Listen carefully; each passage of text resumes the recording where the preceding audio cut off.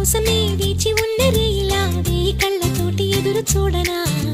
వానజల్లు కోసమే వేచి ఉన్న పైరులా గంపెడంత ఆశతోటి చూడనా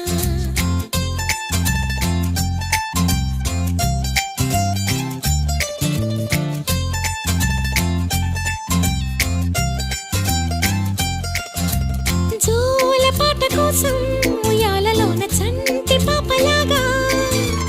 కోడి కూత కోసం తెల్లారు జాము పల్లెటూరిలాగా